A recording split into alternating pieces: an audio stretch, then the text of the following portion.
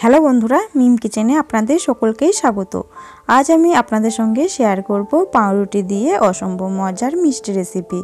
এই মিষ্টিটা বানানো খুবই সহজ, যে কেউ বানিয়ে নিতে পারবেন, আর খেতেও কিন্তু ভীষণ ভালো হয়।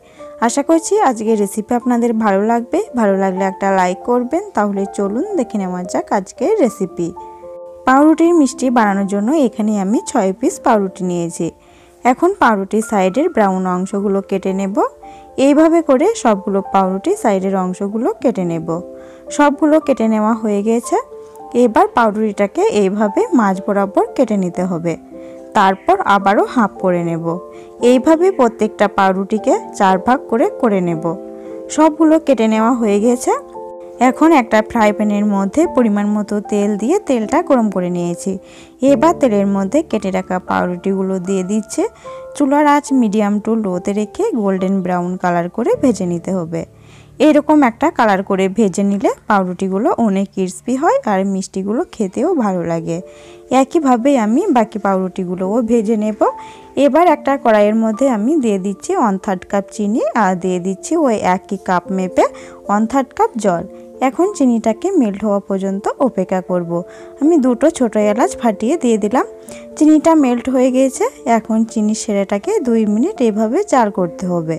চিনি সেরার মধ্যে যেন একটা চিটচিটে ভাব আসে, সেই রকম একটা সেরা তৈরি করতে হবে।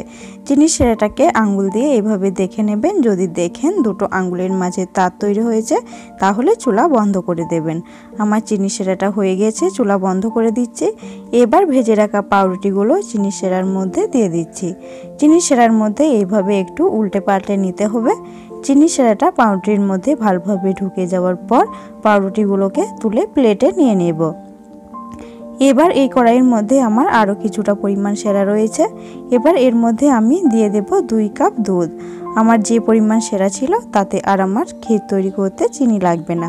আপনাদের যদি সেরা না থাকে তাহলে নিজেদের স্বাদ অনুযায়ী চিনিটা এখানে অ্যাড করবেন। এখানে আমি ক্ষীরটা বেশি পরিমাণে তৈরি করে নিচ্ছি। পাউরুটির মিষ্টিতে এতটা ক্ষীর লাগবে না। আপনারা এখানে হাফ কাপ দুধের ক্ষীর তৈরি করতে পারেন। এই একই ক্ষীর দিয়ে আপনারা পাটিসাপটা, দুধ পুলি পিঠা বানিয়ে নিতে পারবেন। দুধটা যাতে তাড়াতাড়ি ঘন হয় সেই জন্য একটা বোলের মধ্যে আমি 1 চা চামচ চালের গুঁড়ো নিয়েছি। এবার এর মধ্যে আমি 2 টেবিল চামচ দুধ দিয়ে মিশিয়ে নিচ্ছি। এবার এই মিশ্রণটাকে দুধের মধ্যে দিয়ে মেশাতে থাকব। তবে এর পরিবর্তে আপনারা গুঁড়ো দুধটাও দিতে পারেন। এবার এর মধ্যে আমি দিচ্ছি 1/4 কাপ ফ্রেশ নারকেল কোড়া। তবে এটা অপশনাল, আপনাদের কাছে না থাকলে দেওয়ার দরকার নেই। এখন এটাকে কন্টিনিউ নাড়াচাড়া করতে হবে আর ক্ষীরে পরিণত করে নিতে হবে। যখন এরকম একটা ঘনত্ব আসবে তখন চুলা বন্ধ করে দিতে হবে। এটা ঠান্ডা হওয়ার পর ক্ষীরটা অনেকটাই ঠিক হয়ে যাবে। দেখুন ঠান্ডা হওয়ার পর ক্ষীরটা কেমন হয়েছে। এবার পাউরুটির টুকরোগুলো আমি নিয়ে নিচ্ছি।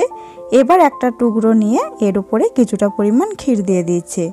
ক্ষীরটাকে ভালো করে লাগিয়ে নেওয়ার পর এর উপরে আরও একটা পাউরুটির টুকরো এইভাবে দিয়ে দেব। একইভাবে আমি সবগুলো মিষ্টি বানিয়ে নেব। এই মিষ্টিগুলো আপনারা অবশ্যই বাড়িতে একবার ট্রাই করে দেখবেন, ভালো লাগবে। আমার আজকের এই সহজ মিষ্টি রেসিপি আপনাদের কেমন লাগলো তা কমেন্ট করে জানাবেন। ভিডিওটি ভালো লাগলে লাইক করবেন। চ্যানেলে নতুন হলে চ্যানেলটাকে সাবস্ক্রাইব করে পাশে থাকা বেল আইকনে ক্লিক করে রাখবেন পরবর্তী ভিডিওগুলো সবার আগে পাওয়ার জন্য। ধন্যবাদ।